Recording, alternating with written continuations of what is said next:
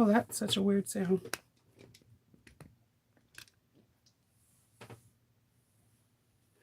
Okay, here.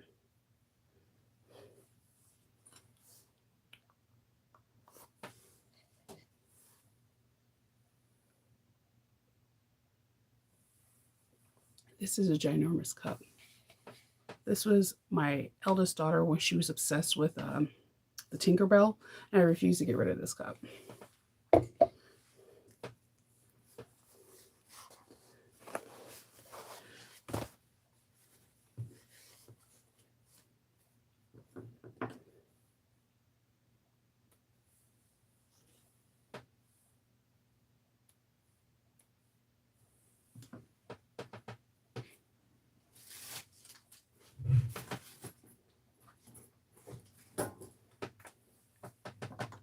Good morning. Oh wow, good morning. How is everyone? Good morning, everyone. I it's Thursday. I'm excited. I'm actually looking forward to Friday because I get the kids. They don't have any after school activities on Friday, so when I get them, I can just like hang out and watch movies with them until my husband gets home. And I'm gonna sleep this weekend like a teenager coming home from college. I'm drinking out of my when Faith was little. I know you guys, some of you remember. Remember how popular the Tinkerbell movies were? And they have my favorite one is the one with the beast. I don't know why Disney wants to make me cry during a Tinkerbell movie. I'm just saying. I'm just saying. So when the movies came out, we went to see the one with her sister, and she lives in Winter. They're born from the same laugh. How cute is that? This was the cup that came with at the theater, and I refuse to give it up. It is so beaten up, but I can't give it up. It's a huge cup, but that's why I'm drinking some water.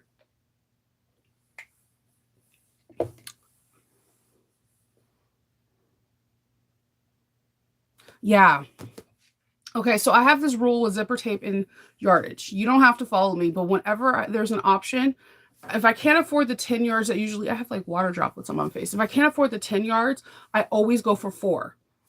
Always. Because like I'll give you an example.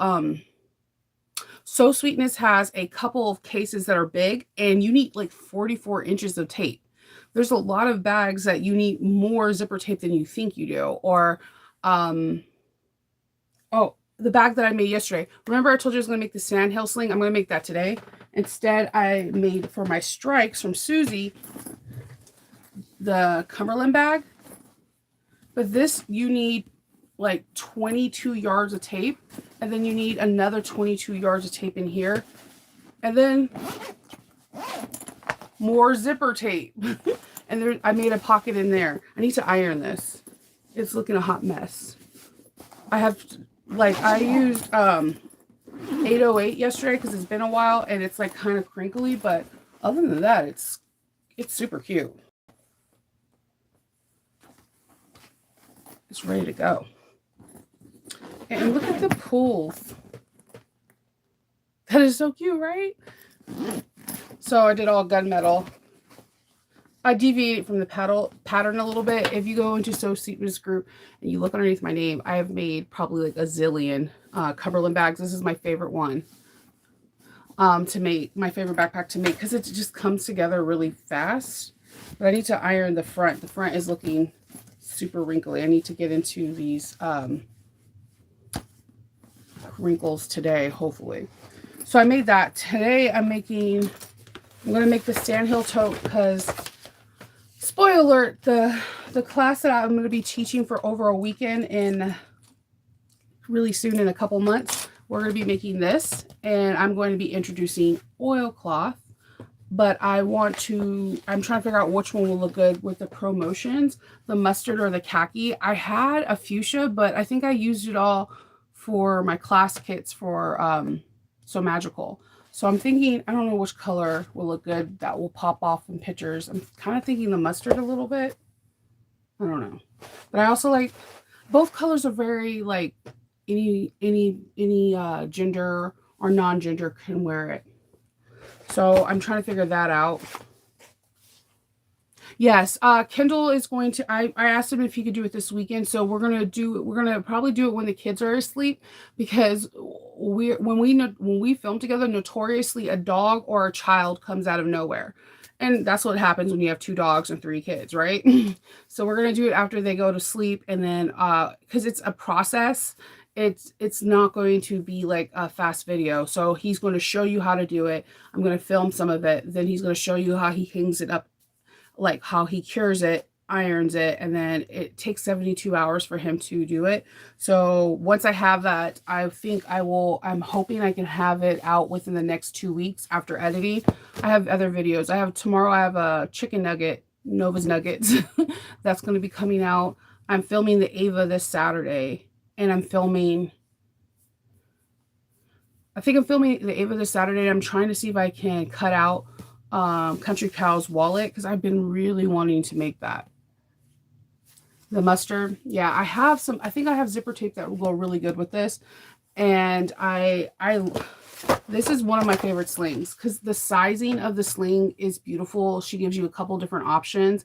I love this one, and I love a good hidden zipper. It just makes me super excited. So now I got to figure out what I want for the lining, if I'm going to do waterproof canvas or water resistant canvas, or if I'm going to interface some cotton or do duck cloth, because some duck cloth, if you get it, it is water repellent. So it's pretty thick. And I'm going to do the drop-in lining, because that's the one I want to teach in the class, because a lot of people are afraid of drop-in lining. Totally understandable. But once you kind of get a feel for them, you kind of prefer them. No birthing is amazing. Okay, no birthing, no flipping, no nothing. So that is my plan today. Oh, and after I'm done making this, this won't take me that long. It'll take me probably longer to cut than to make. I'm going to cut out, I have an order for a WandaVision recessed zipper and net. So I'm going to cut out all the pieces to that and start working on that. And hopefully I will finish today. If not, I'll finish tomorrow and ship it out. I need to ship out. Oh, I need to ship out 2 more orders as well. I try to be really fast with shipping, because I have no patience for shipping. So, put in what you can.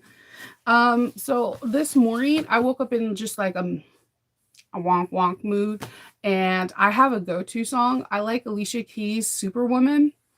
Whenever I'm feeling like, there's certain movies or TV shows I watch if I'm feeling down. Like whenever I'm really, really sad, I watch Office, the one where Dwight Schrute cuts into the mannequin, the CPR mannequin. I don't know why that episode is so funny. And the other one, when he darts Stanley, those 2 episodes, if I watch, I don't care how sad I am, it makes me laugh. Unfortunately, my uncle passed away, and it's just super sad. So many childhood memories, and he was a really good person. So I just been like in a melancholy mood between that and kids and new schedules. So I like bust out my Alicia Keys Superwoman, and I thought about like, what is your song? Do you have a song that makes you feel good? I also like, whenever I want to just get a pep to my step, I listen to Staying Alive. I know that sounds so weird, but there's something about that Bee Gees beat that like it gets in my head, and it automatically makes something move in me. I don't know. I listen to a lot of Queen. I love Queen. All things Queen, all things Freddie Mercury. His voice, there's none other. So I had my little track on today, and I was feeling good. Thank you. Yeah, Pink So What. Yeah, that is a phenomenal song. I had my Pink song when I was single was There You Go, from her first album. I don't know what it is about that song. Her voice is amazing. She just has a brilliant voice. Um, I have like different songs. I have when I want to stay sad, because I feel like staying sad is a good thing. I think people want to just like go through the process and get over it. Sad is just an emotion like happy. And if we learned anything from Disney movies, it's okay to be sad. Um, my other song I like to sing, and it drives my husband nuts, Crazy by Kidney Thieves. I don't know. If you listen to my Spotify, you'll be like, Shinova, your music is all over, from grunge to ska to rap to country. I like all kinds of music. Um, and I was just thinking about that. And I listen to random stuff too. Like, have you guys seen Forgetting Sarah Marshall? I have the whole Dracula, all his soundtracks for when he did the puppet on my iTunes. And my husband's like, why is this in your sound? Why is this on your walking or happy music? I'm like, I don't know. Jason Segel makes me happy. I don't know what you want from me. I also have Grow Old With You from Adam Sandler's on there. He's a weird secret crush I have. He's not like not physically attracted. Like I am physically attracted. He's not your what you would say he's handsome right off the bat, but because he's so smart and so hilarious and he can sing, it's the same thing. I like Jack Black because of that. I don't know what's wrong with me. I don't know what's wrong. I think I'm attracted to people that can make me laugh. Yes, funny is sexy. I don't know what it is. Cause like my I was showing my middle child because she was listening to More Than Words from Frankie J, and I was like, oh no, you have to listen to the original. And then I was like, then you gotta listen to Jack Black and whatever the Kennedy guy is, the one that cut his finger off. And she was like, wait, Jack Black is singing like that? I was like, then they got into the whole School of Rock and all of them. They're like, his voice is amazing. I'm like, I don't understand how he's like not the number one. His voice is brilliant, like absolutely brilliant. He hits a lot of cool ranges. And he knows how to do the comedy relief with facial expression. So that's probably why I like The Rock. He can sing too. Oh. um yeah, so I just been in like one of those moods listening to music, and I probably am not going to listen to any true crime today because I'm in one of those sad moods. So I'm going to finish the book The Switch with Beth O'Leary by Beth O'Leary. That book is hilarious. Like, it's hilarious. When I'm not reading something like heavy fantasy or like a murder mystery, I love women detective books. I don't know what it is about it from any century. I love women detective books. The only one I can't get into is Lady Sherlock. Don't know why. I start the book and every single time I can't get into it.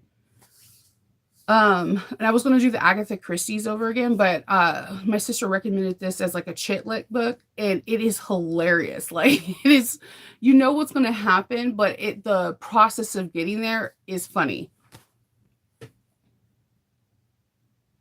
Oh yeah, my mom's a huge Vandross fan. No, my dad is. My mom's not.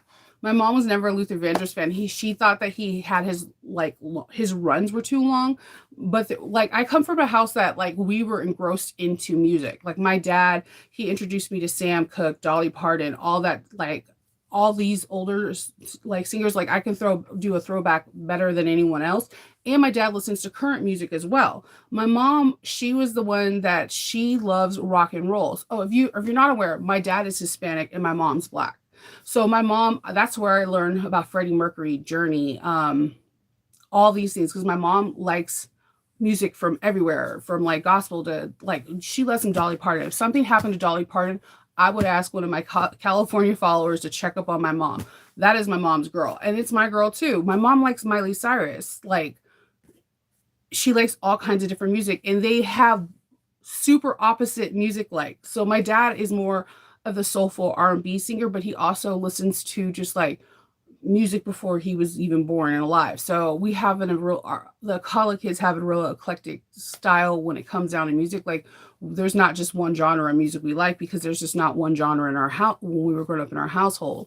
But Queen is is, I would have to say, we had one group, one band, one singer, it would be Freddie Mercury, it would be Queen. Like, everybody in my household knows every lyrics to every song he's ever made. And then the other one would be David Bowie. Oh, huge David Bowie fan. I literally cried. I cried with him and I cried with Prince. I cried like hysterically because I thought, like, you know how everybody when they're little, like they have someone that they think they look like? Mine was David Bowie. I thought I looked like him. I still do. I have the same like teeth set up and everything. Like, especially when I was skinny, I looked like David Bowie. And I was fine with it. I was like, he's a sexy MFer. I'm good with this. And I had a huge attraction to him as well.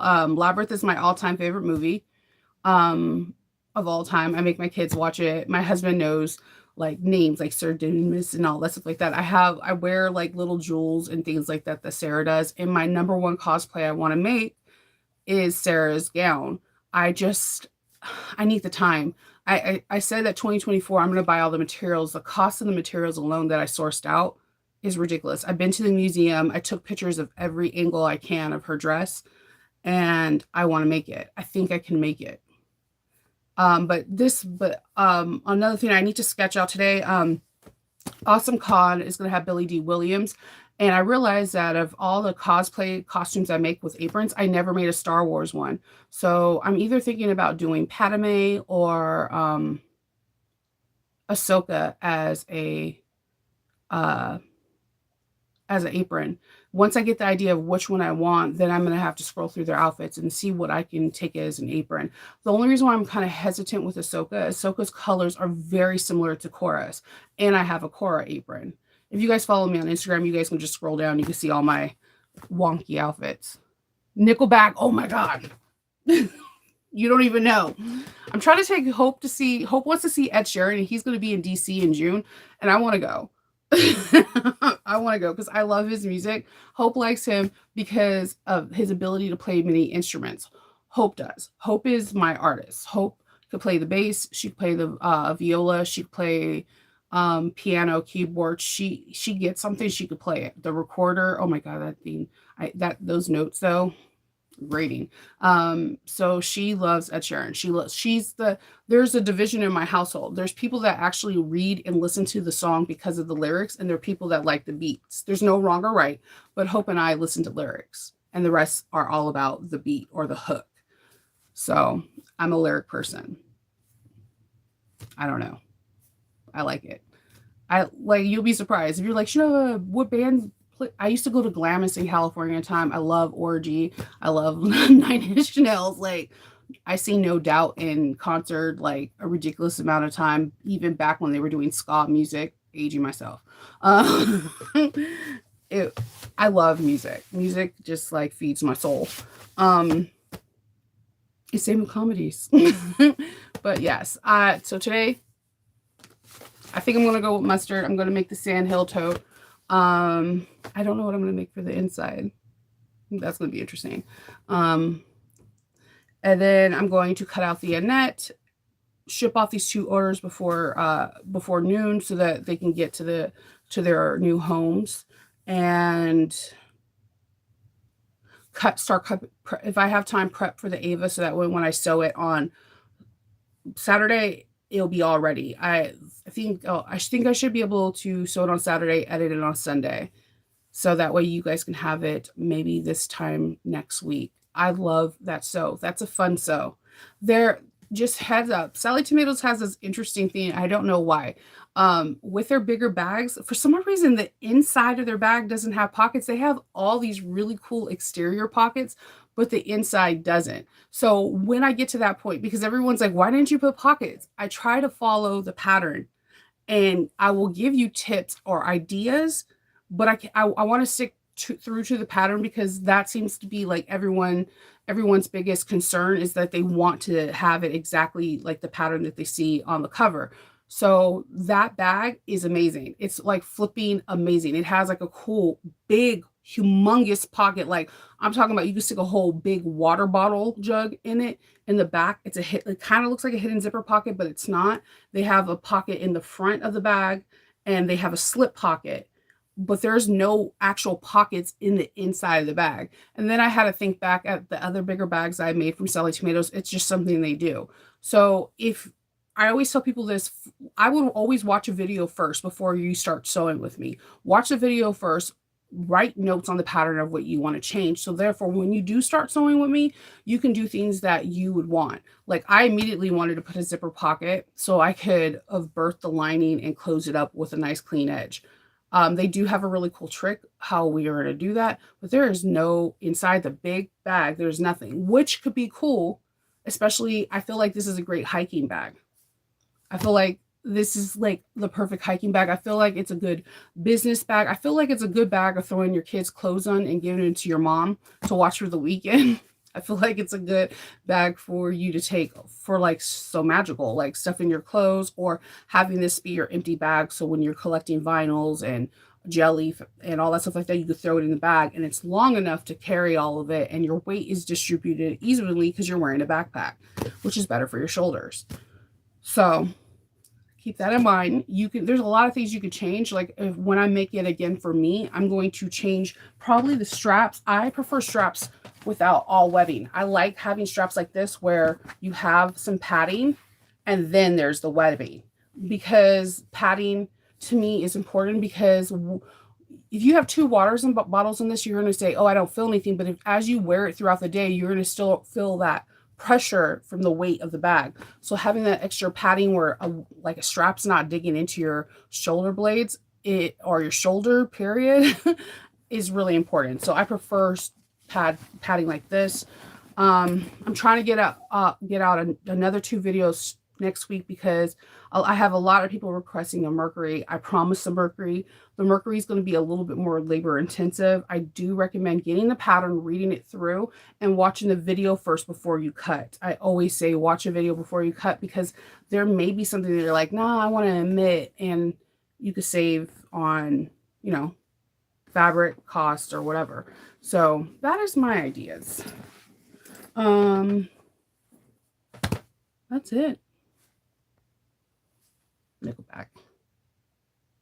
Yeah, Elizabeth said in Egypt. I read the first one and it was so good. I love, my favorite scene in that one is when she's like talking to the guy when the guy busted in her room and she's like, "Why are you in my room?" And he's like trying to tackle her and she thinks it's some kind of advance because there was like a snake. There was some kind of Egyptian snake. I wanted Egyptian wasp or something that was going to bite her. That was like the funniest scene because they spread it out over like 3 pages, but it was really good. What tote are you going to sew? Tote?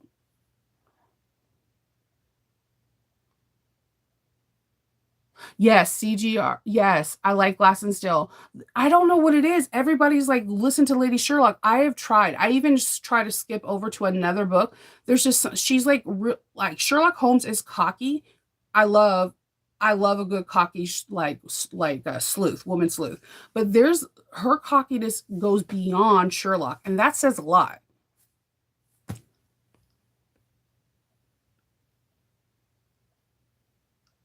Yeah, I like there was one that I just finished.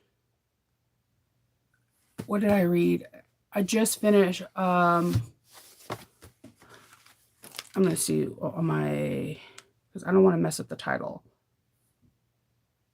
I'm going to my library. You know what I feel shamed at is when Audible's like, you have read like 400 books this year. You spend 20,000 hours on it. You're like, well, damn, okay. Thanks. I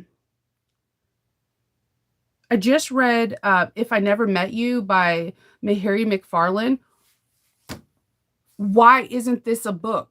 I love Me Before You. I will read that. I read that whole the three books every year, once a year.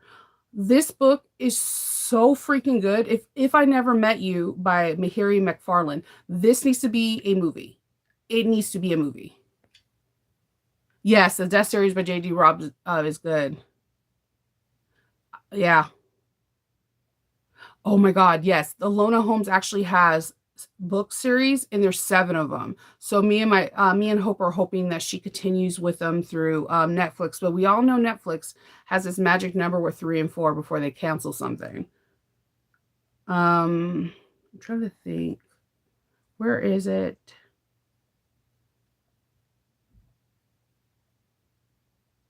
I read Crimes Crimes and Clovers by Amanda Flowers. It's really homey. It's very kitschy. It's dealing with a small town just north, just east, or no, just south of Niagara Falls. It's really good. It deals with a lot of topics. Um, Where are you? I just I go into my like phases of like chick lit. Okay. It's Jennifer Ashley, The Secrets of Bo Lane. I'm trying to think of the name of the book series all in one. Jennifer Ashley's book. This book is their series is so freaking good.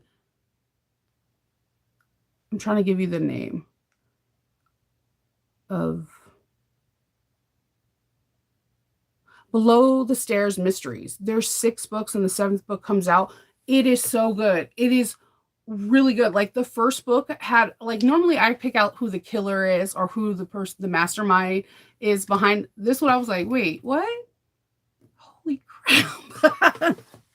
And it's really good. So you get all the cool fancy dresses. You get the whole upstairs downstairs dynamic. You get a lady that is part of the upstairs that kind of gender bends her role, that she wants to be more masculine, but she's also looking for a man that's also super feminist. You have the main character have a secret that she can't divulge, but one person knows about it. There is so many cool things. She's working with someone that is a spy for like the government slash somebody else, like a double agent, but she's really good at sleuthing. It's a good series if you're looking for something light. And then Catherine Shellman, Death at the Manor. That series is amazing. Yes, Jennifer Ashley is this is book 7. I'm telling you, get onto this track because I don't know if they're going to make it into a movie series or a TV series, but it is a phenomenal and it will take you away and it's not too heavy where it's going to make you like my day's ruined. It's done. Like I have to when I read Games of Thrones or like Abercrombie, if I if I watch read The Gentleman Bastards, I have to read it in segments because some of the scenes are so traumatic that I like can't forget it after I put down the book or after I stop listening. Like it will stay with me all day. And so sometimes in between I need to read something that's light, something that's funny or whatever. I like listening to books. A lot. If you guys see my playlist, you'll be like, Shanova. I also like Nicola Cornett. She always has these things where like one person's in the present and the other person's in the past, but their lives are intertwined. Super good. A lot of women sleuth in 2 different like eras. It's really good. I haven't heard that one.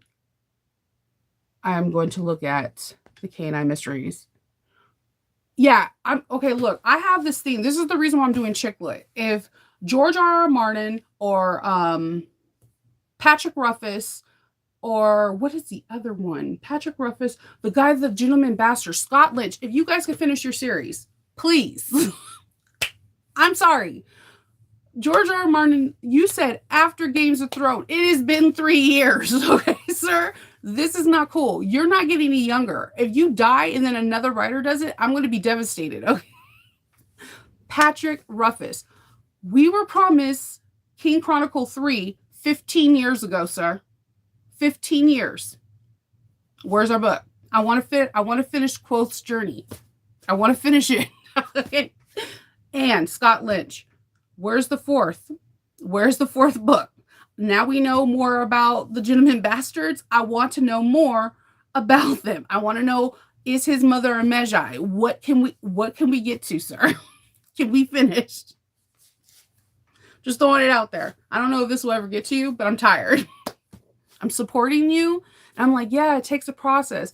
Not 3 to 15 years. It doesn't know. You're living off of royalties and you're forgetting your fans. I don't know.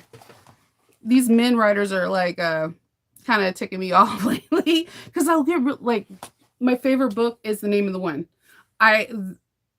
He has you go through so many emotions and it's not everyone's cup of tea. I don't understand how there's not like Amazon or Netflix or someone hasn't picked this up for a book series because it is like Games of Thrones kind of in a weird, crazy way. It deals with a lot of death, a lot of trauma and magic. But we don't have the 3rd book. It really makes me mad. Yeah, there's some people like at least these other authors are like coming out with their books, and I really appreciate that because I am not a person for suspense. I want the book and I want it now.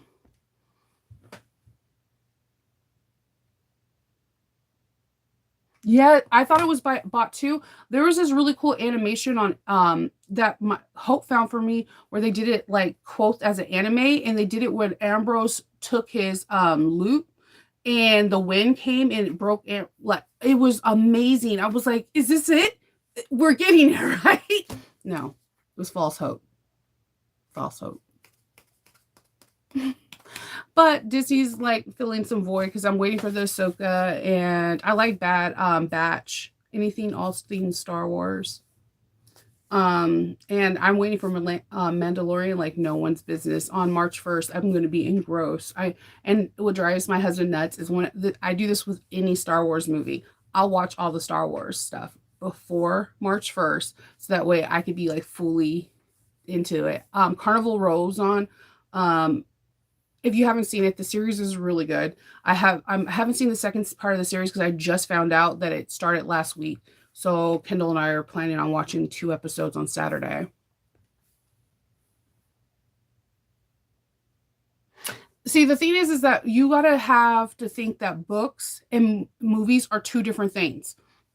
Once you think that way, then it will never be it. Like I hear people really upset about the Mayfair Witches TV series. I actually sat down and watched it and I liked it. Because here's the thing. Anne Rice, she's a phenomenal writer, but she was truly messed up. Like truly messed up. Like the things that she wrote about shouldn't like yes, they need to be brought to light, but the Mayfair witches are nothing but inbreds. Like disgusting, twisted inbreds. And they like it's gross. So like I'm glad they didn't put that in the TV series because who wants to watch that? We're not here for Flowers of Adonai. We're not here for that. This is a no bueno, okay? Do not pass go. I love the Mayfair Witches. I have read the book series all the way. I know everything about Taltos that I need to. I know everything about Lasher. I am a book person. But when I first read the book, it was young Nova at 15 years old and did not know. And I that's how I found out what the word quadroon was. I had to ask my mom. And my mom's like, where did you hear that word? Like, it's not good. But the series alone is good. They mixed a couple of characters to combine as one. I was mad that there wasn't Aaron Leiter because he was my favorite character, but I kind of like him how they matched him with Michael. It's kind of cool because that means that he can keep his powers maybe, and that their baby's going to be like a super baby. But they can't. You can't have it. Games of Thrones, there's no way they were able to put everything into that book. They had to ease you in. Think about it. When Arya started to be a killer, because that's actually exactly what she was way before Games of Thrones TV series showed. There's no way that they can translate everything into it. So I always like divide it into two different things. My imagination is always going to be better than a movie. Because when we're watching someone's movie, we're watching their imagination on it. So I just separate the two because there's no way. Like people are mad about the Lords of the Rings because they weren't able to put all the characters. Can you blame them? How many characters are in Lord of the Rings? A boatload.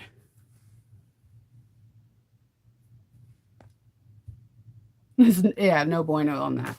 Yeah, like the sister brother loving from George R. R. Martin, they couldn't keep showing Jamie and her getting it on because there will be a point where you'll be like, yeah, I can't watch this show. Like it was bad enough the things you do for love, and you're just like, did he just throw?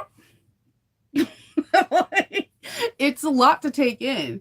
I think that's why so many people are mad about the ending because it's a lot to take in. But like I had to tell my brother, if you really watch Games of Thrones from the beginning to end, you can see Daenerys slowly taking on the Targaryen and slowly going mad. The only reason why you wanted to root for her because her brother was so messed up. They played us so well. They gave us such an evil character that we automatically wanted to root for the sister. But if you go back into season 2, season 3, when she's trying to go over towns, killing people, saying I'm the breaker of change, you'll be like, yeah, that trick is mad crazy. She is a mad Targaryen. And I actually loved how Jon was the one that had to do it. Like I liked the ending. I knew everybody was gonna have to go. It's the end. It's the end. I knew everything had to go, and I think it's cool that they're going to be coming out with Snow because technically, I think he's the last Targaryen. So, I mean, yeah, I don't know that in Games of Thrones, there's a lot of brother sister loving too, a lot, not just Jamie. just, so I appreciate just think about the mom. Oh, the mom with the tower and her son. That is super disturbing. And reading like hundreds of pages off of it, it gets embedded in your mind. I appreciate HBO only having a brief 30 seconds of it. So you have to just like separate the two because books are like good because it's your imagination, but when you really break down a book, you're gonna be like, yeah, no, no boy, no. They were twins, dude. That's just wrong. I get it, but I was more mad at how they died than anything. Like I wanted her to suffer. I wanted her to suffer, and I really wish they would have had more Maggie flashbacks. So I mean, I think we're getting our kind of our makeup with the House of the Targaryens because we're getting a little bit more about knowing about like different ancestors and what all how this all took place, but you gotta just separate the two because they're two different things. Um, they're just completely two different things. Like uh, Dark Crystal on Netflix. I liked the series. I had family and friends that were like, "Oh, it was absolutely garbage," and I was like, "You can't just base things off of the original. You have to think of it as its own entity, and then you probably will get more joy out of it." Wheel of Time on Amazon. Okay, I like the fact that they make the characters older because I have my biggest problem with the characters is they're so young, and I understand different time, different era, and more people do more things as younger adults back then. Um, I like the action sequence, but yes, the storyline, it was there. It's just something doesn't click with me, and it wasn't because the books are better. It's just like that. I can't explain it. It's just like something doesn't click. The actors look the part, the wardrobe is the part, the storyline's there, but it just doesn't follow through for me.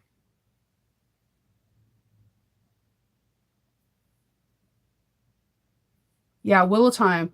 I'm kind of seeing to see if they're gonna have a second season on that. I did like the Ring of Power though. I was so mad when I watched the last episode. I was like, wait, there's not more? what? What? We just realized that oh boy is this and this is that. I thought it was cool seeing Gandalf be all like, I don't know what the hell I am.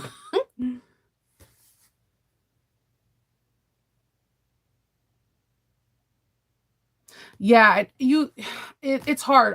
I was really okay, I thought because I've watched I love Interview with the Vampire. I love Lestat. Like I love Lestat because I feel like he has very human emotions that we don't want to talk about. We all go through jealousy, anger, happiness, desire, lust, whatever. These are all emotions we have, but as you get an adult, we get everything's banned. Like you shouldn't feel like that. You shouldn't. Lestat reminds me of a child that he embraces all of his emotions and he just goes forth.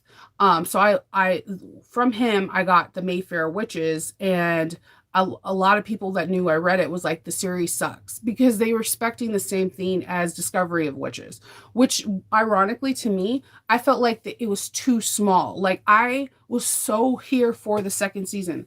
The second book of Discovery Witch is my absolutely favorite because we get to meet Kit Marlowe, William Shakespeare. We get to meet all my favorite characters for part of Two Door Time, and I'm like sitting here, yes. And it was so short. I wish they would have took that book and made it into two or three seasons because so much stuff happens to Diana that makes her the witch in the third book. Um, I just I like we I think that people thought it was going to be that, and it's not because the book styles are completely different. They're so completely different. I don't know. Deborah Harkness has a really good way to write to me. She's sick right now, so I'm hoping that she gets better. But it's her second time having cancer. Um, I was hoping we can get more books. I wanted to know a little bit more about. I forgot the other witch that has the same powers as her that tortured her. They didn't show the torture scene either. Diana was like, "Oh, I got your brand on my back." No, in the book, girl, you got like you were gonna die. like, they tortured you. She tortured you, and like they didn't show it. Like that those things like that got me upset because like these are pivotal moments for Diana becoming who she was. She was against being a witch all her life, not knowing that she was using her powers all her life. I felt like they should go a little bit more into Diana's father because like, you know, time traveling is not a normal witch thing in her book series. I watched too many movies. Yeah. And too many books. Any books about witches I'll read too. I don't know. I think it's because I'm a 90s kid and there were so many books and movies out like Practical Magic and all these witch movies. And I was like, oh my God, I want to be a witch.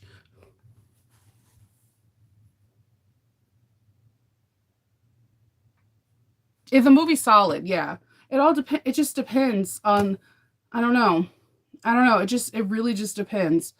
Um, hopefully there'll be more books that come out that into things like I'm really upset that they didn't continue the Me Before You series. I think Emilia Clarke is a beautiful actress and I think she conveys emotion really well. And the two other books are amazing. I don't know if you guys read it, but the second book deals with Sam had a daughter that he had no idea about. It's so good. I love me some JoJo. I'm not going to even lie to you. You need to listen to it. The first book really made me mad. You're gonna listen to it and then listen to it again. At first, I thought Diana was the most spoiled brat I've ever met in a book history. Like, I'm like, you are everything I want to be. You're 35, you're a college professor, you're incredibly smart, you're fit, you're physically beautiful, and you're a witch. I hate you already, but I love you, right? But then when she starts becoming a witch, it goes from like, I hate being a witch, I don't want to be a witch, to I'm a witch, Matthew. What do you expect me to do? But like, Trick, you just said like 2 pages back that you want to be a witch. It was super confusing. I was like, all right, I'm trying to roll with you, Deborah. I understand that everyone's feelings are validated, but right now I'm feeling that she's a spoiled brat. Practical Magic. Oh God, yeah. I'm getting a book cover. Okay, so this is Kindle always asks me, I want to buy you a present for your birthday or Christmas that's not sewing related. And I'm like rolling my eyes. My favorite thing is getting books redone to look like I'm trying to get one to look remastered. So there's this lady, and I will put her information in the comments if you guys want it. She's on Etsy. She's the one that made me my book from Hocus Pocus. And I just bought myself I had like 4 or 5 sales back to back 1 week, and I wanted to buy myself something non-sewing related. So I bought myself the Practical Magic book, and let me brighten this up. She takes the old book and she remasters the cover. Isn't that gorgeous?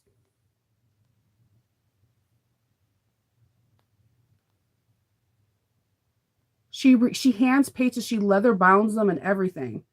Hold on, I can't like apparently swipe. And like Alice Hoffman herself likes her books every time she does the cover. It is absolutely, she does amazing work. Like I also got my Labyrinth book from her, and what else did I get? I got my Labyrinth book, my Hocus Pocus. I want to get, she has Never Any Story. Kindle doesn't want me to get it because he's going to be like, you're going to say Atreyu's name. Anytime I get upset, I'll be like, Atreyu, say my name. He's like, I can't with you. She does like beautiful remastering like of stuff. And it's the original books, and she just like designs them. She got my Labyrinth. I want to get The Last Unicorn, but to be honest with you, I've only watched the movie. I never read the book. I love people that can do that. Like take a book, buy it, and repurpose it, leather bound it, and whatever. She has done The Hobbit for Renfest, and so I told Kindle that's what I really, really, really want for my birthday is The Hobbit. And he's like, "You have really weird hobbies." These are things that make Nova happy. Books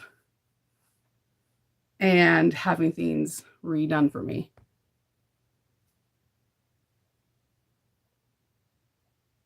I listened, I sampled The Kingdom of the Wicked. The guy's voice is pretty cool.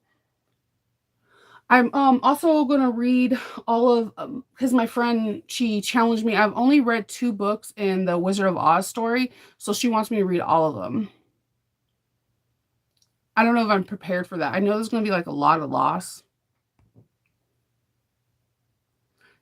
Kindle likes anything Marvel, DC superheroes. I get him artwork when I go to fandom, when I go to like when I'm at Comic Con. If I know there's an artist there, like he has the artist who draws for Black Panther comic books was at Comic Con with Stan Lee, and he was drawing things. And I asked him, my husband is a Kappa, so he put Black Panther in his regular suit, but with a Kappa t-shirt. Like I do things like that for Kindle to make him enjoy it. And he likes shoes. This dude in shoes, like if he can get a pair of shoes for every like outfit, Nike outfit he has, he will be like in heaven. I collect shoes too, but like I like to collect vintage shoes that are no longer around, and then I just have like a slew full of them. Like I like shoes, but I love books. I've never liked books more. I love some books so much. Thank you. Yeah, I don't know. I love books. One of my closest, Christina, the one that I stayed with in Texas. One of the reasons why I think I'm really close to her is that she, first of all, she got her degree in English art. So hello, she's a wordsmith. I swear, her and Alexis from Ora Rosa, if they were just to write something, they can rule the world. They know how to wield words better than I've ever seen anyone in my life. And she has the same interest. Like when I was staying in her guest bedroom, she has like all the books that I have. And I was like franning out, but I never read what is the one on Hulu where they make women that are fertile Handmaid's Tales. I've never read that book because I heard it's very could be very traumatic. So I haven't read it. So I asked her questions and she said like the author came out with the second one. I was asking her, does the book kind of follow the TV series? Because I haven't really watched the first TV series. I watched a couple of episodes, but they were so it was realistic. Like when I watch Games of Thrones, I don't think this is gonna happen. But when I watch Handmaid Tales, I feel like it could happen. And that scares me more than fantasy. Does that make sense? Yeah, I can't like I don't like to read something that I feel like can actually happen and I have no control over because for me to read is to get out of my head, to let somebody else be the narrative, to let somebody else take me somewhere that I need to go at that moment. I know. With all the weird laws that keep getting reversed, it could very much happen. And the fact that like there's less births on record for the last 2 years than ever, the fact that people are not able to have babies as much as and easy as often as they could is absolutely scary. Yeah, that's why I don't know. I feel like that is a horror movie and like Freddy's not. Like, I don't know. I don't like that's why I don't do any like ghost or possession things because I watched the Winchesters. I love Supernatural. But like what was scary about it is that if there was this weird chance, this would freak me out. This is why I don't do zombie movies because I'm always afraid that something's gonna happen like that. But you could put like Saw or some kind of whatever, I can go into it, like Games of Thrones, because if you read the book, some of those scenes are just like, oh, you wrote that? Why did you think that? Even The Witcher. Oh my God, some of those scenes in the books, I'm like, I can't wait to that season to that series end. So my husband knows who Suri is because it all goes back. It's beautifully written. But I can't read Handmaid's Tales. I can't watch. Okay, we weren't allowed to watch it as a kid. We come from like a really uber religious background, and so we weren't allowed to watch it. when I finally watched it as a kid, as an adult, like, well, I was still a kid. I was like 19 or whatever. That that that mess freaked me out. I didn't sleep for like a week. I like this is when I started engrossing myself into like Adam Sandler's movies and stuff. I know.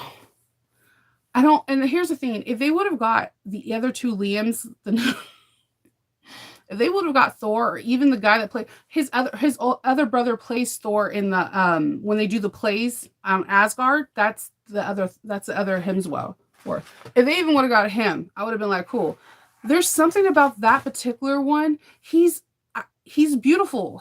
He has everything, but I'm not attracted to him. Two, every movie he plays in, I just think his acting is horrible. Like, grant you, all he has to say is and drop the F bomb and fight. I don't think he's going to be able to fill his role, like, at all. They could have went so many other ways. I don't think he's going to be able to do it. I mean, you know who they should have got? Matthew Bomber. He looks exactly like Henry Cavill. Like, that is his doppelganger. They should have got Matthew Bomber. We already know he can get yoked. If you see Magic Mike, you know he can sing. You know his body can get there. They should have got that dude. He looks exactly like him. Everyone has like a doppelganger in Hollywood. I would have been like, look, we can't get Kavanaugh, but we offer you up this Magic Mike in replacement. You know he's going to be able to, because like sword fighting is dancing. So you know he can move. I'm just throwing it out there, producers, in case you haven't filmed yet. Matthew Bomber.